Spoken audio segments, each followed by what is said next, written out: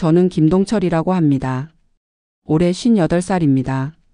대기업 사무직으로 20년을 일했습니다. 지금은 아파트 경비원으로 일하고 있죠. 월급은 165만 원입니다. 제 인생이 이렇게 될 줄은 몰랐습니다.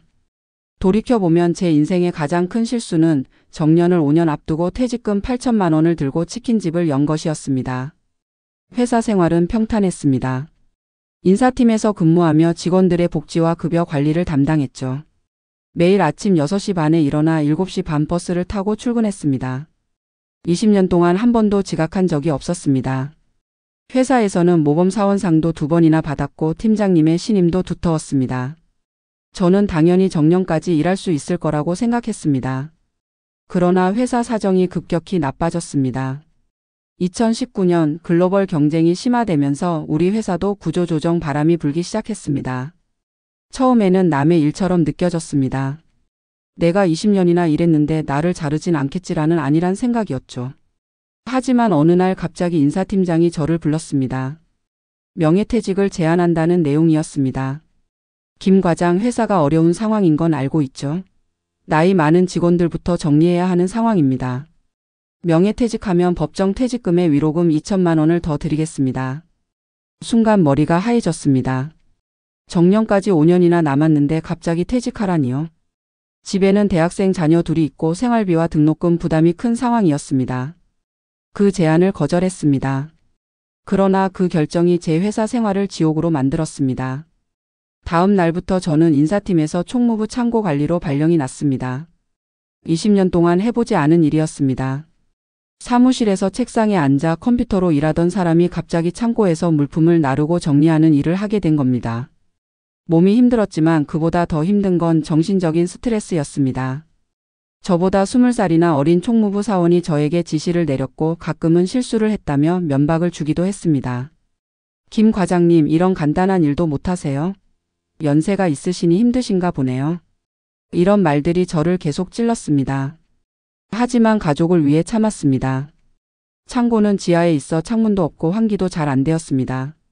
먼지가 많아 기침이 잦아졌고 무거운 물건을 들다가 허리까지 다쳤습니다.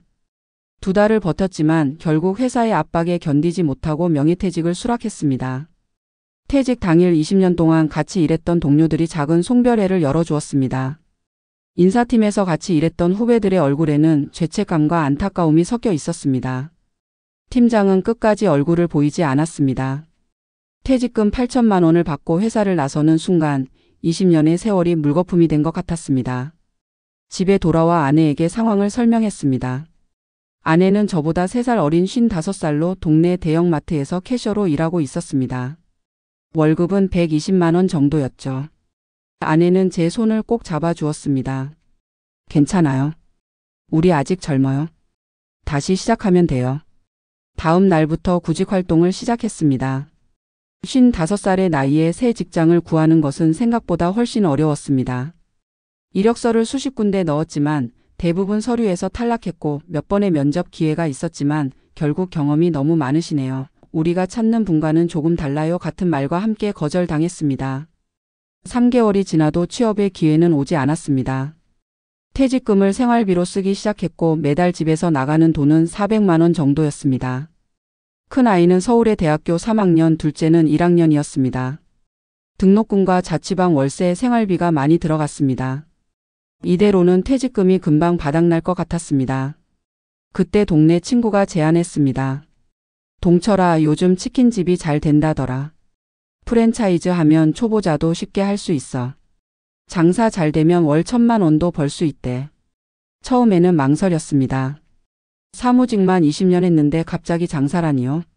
하지만 계속되는 구직 실패로 자신감이 떨어져 있던 저는 희망을 품기 시작했습니다. 인터넷으로 치킨 프랜차이즈에 대해 찾아보고 창업 박람회도 다녀왔습니다. 여러 업체 중 전국적으로 매장이 많고 광고도 자주 하는 A치킨을 선택했습니다. 가맹비와 인테리어, 장비 등을 포함해 7천만 원이 들었습니다. 퇴직금의 대부분이 들어간 셈이죠. 위치는 집에서 차로 15분 거리에 있는 신도시 상가였습니다. 월세는 150만 원으로 좀 부담스러웠지만 아파트 밀집 지역이라 손님이 많을 거라고 기대했습니다. 인테리어 공사가 진행되는 한 달 동안 저와 아내는 본사에서 교육을 받았습니다.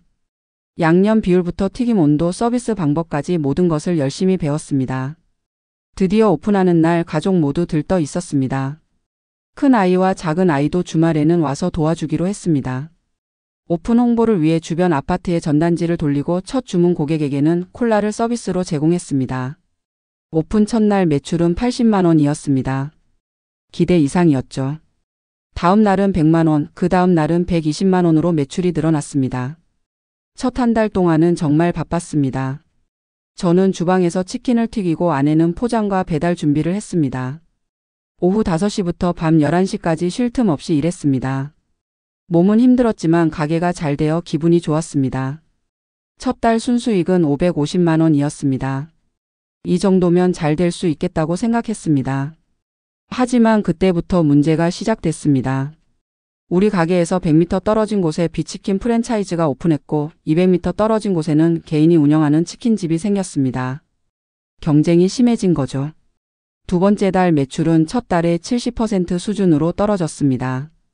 본사에 문의했지만 돌아온 대답은 실망스러웠습니다. 초반에는 다 그렇습니다. 더 열심히 하셔야죠. 광고비 더 내서 홍보를 강화하시는 게 어떨까요? 본사가 제안한 추가 광고비는 월 100만 원이었습니다. 이미 로열티로 매출의 3.3%를 내고 있는데 추가 비용을 내는 것은 부담스러웠습니다. 그래도 매출 회복을 위해 광고비를 냈습니다. 하지만 효과는 미미했습니다. 둘째 달 순수익은 300만 원으로 떨어졌습니다. 게다가 예상치 못한 문제가 발생했습니다. 닭 가격이 올랐고 기름값도 증가했습니다. 원가는 높아지는데 경쟁이 심해져 가격을 올릴 수도 없었습니다. 오히려 할인 행사를 더 자주 해야 했죠. 3개월 차 수익은 50만 원까지 떨어졌습니다. 월세와 대출 이자를 내고 나면 손해였습니다. 그때 아내가 어깨 통증을 호소하기 시작했습니다. 하루 종일 서서 일하다 보니 몸이 망가진 거죠. 저도 튀김 기름 연기를 너무 많이 마셔 기침이 심해졌습니다. 건강검진을 받았더니 의사가 일을 줄이라고 권했습니다. 하지만 가게를 혼자 운영할 수는 없었습니다. 아르바이트를 쓰자니 인건비 부담이 컸고 그렇다고 문을 일찍 닫자니 매출이 더 줄어들 것이 뻔했습니다. 3개월이 지난 어느 날 밤 아내와 심각한 대화를 나눴습니다. 여보, 이대로는 건강도 망가지고 돈도 다 잃을 것 같아요. 지금이라도 정리하는 게 어떨까요? 가슴이 아팠지만 현실을 인정할 수밖에 없었습니다. 다음 날 본사에 연락해 폐업 의사를 밝혔습니다. 위약금이 있었지만 장기적으로 보면 계속 운영하는 것보다 나은 선택이었습니다. 장비를 팔고 보증금을 돌려받았지만 결국 3천만 원의 빚이 남았습니다. 폐업 후 집에 돌아와 며칠 동안 방 안에만 있었습니다. 우울감이 심했습니다. 20년 다닌 회사에서 밀려나고 새 사업에 실패하고 이제는 빚까지 생겼으니 자책감이 들었습니다. 그러던 중 아내가 건넨 신문에서 아파트 경비원 모집 광고를 봤습니다. 월급 165만 원 격일제 근무였습니다. 처음에는 자존심이 상했습니다. 대기업 과장에서 아파트 경비원이라니. 하지만 현실을 직시할 수밖에 없었습니다. 면접을 보고 다행히 합격했습니다. 경비실은 좁았지만 조용했고 일은 단순했습니다. 택배를 받고 방문객을 확인하고 주차 관리를 하는 일이었습니다. 가끔 입주민들의 갑질에 속상할 때도 있었지만 대부분은 친절했습니다. 일을 시작한 지 1년이 지난 지금 저는 조금씩 안정을 찾아가고 있습니다. 아내는 여전히 마트에서 일하고 있고 우리 부부의 월 수입은 285만 원입니다. 큰 아이는 대학을 졸업하고 취업을 준비 중이며 작은 아이는 아르바이트를 하며 대학을 다니고 있습니다.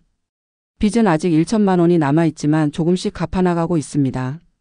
지금 생각해보면 자영업은 전문성 없이 뛰어들면 안 되는 것 같습니다. 프랜차이즈라고 해서 초보자가 쉽게 할 수 있는 것은 아닙니다. 위치 선정, 경쟁 상황 분석, 원가 관리, 직원 관리 등 모든 것을 사장이 책임져야 합니다. 저는 사무직으로만 일하다가 갑자기 자영업을 시작해서 실패했습니다. 그래도 이제는 매달 고정적인 수입이 있어 마음이 편합니다. 돈은 적지만 스트레스가 적고 퇴근 후에는 온전히 쉴 수 있습니다. 치킨집을 할 때는 잠을 자면서도 튀김 소리가 들리는 것 같았는데 지금은 편안하게 잠을 잘 수 있습니다. 요즘 제 나이 또래 지인들을 만나면 자영업 얘기를 많이 합니다. 퇴직하고 장사를 시작하려는 분들에게 저는 항상 당부합니다. 퇴직금은 한번 써버리면 다시 모으기 어려워요. 충분한 준비와 경험 없이 자영업을 시작하지 마세요. 특히 프랜차이즈는 본사의 말만 믿지 말고 직접 여러 가맹점을 방문해서 실제 수익을 확인해 보세요. 인생의 후반부에 갑작스러운 변화를 겪으며 많은 것을 잃었지만 한편으로는 소중한 교훈을 얻었습니다. 이제는 큰 돈을 벌기보다 안정적인 생활을 유지하는 것이 더 중요하다고 생각합니다. 퇴직금 8천만 원으로 치킨집을 열어 3개월 만에 문을 닫은 제 경험이 다른 분들에게 교훈이 되었으면 합니다. 저처럼 오랜 직장 생활 후 갑자기 퇴직하게 된 분들, 자영업을 고민하시는 분들, 인생 이모작을 준비하는 모든 분들에게 현실적인 조언을 드리고 싶습니다. 화려한 성공보다 안정적인 삶을 먼저 생각하세요.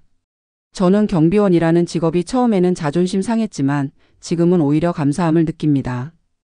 안정적인 수입, 규칙적인 생활, 스트레스 없는 일상이 얼마나 소중한지 깨달았기 때문입니다. 앞으로의 계획은 빚을 모두 갚고 남은 직장 생활을 성실히 하면서 노후를 준비하는 것입니다. 큰 욕심 없이 소소하게 행복을 찾아가려 합니다. 인생은 예상치 못한 방향으로 흘러가기도 하지만 그 속에서도 의미와 가치를 찾을 수 있다고 믿습니다.